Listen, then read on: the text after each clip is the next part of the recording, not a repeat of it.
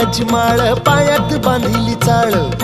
हातात परडी तुला गावडी वाजवी तो संबळ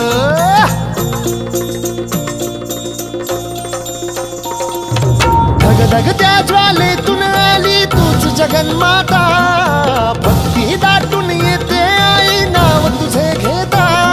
आई कृपा करी माझ्यावरी जागावी तो रात सारी आई कृपा करी माझ्यावरी जागावी तो रात सारी आज गोंधळाला ये गोंधळ मांडला भवा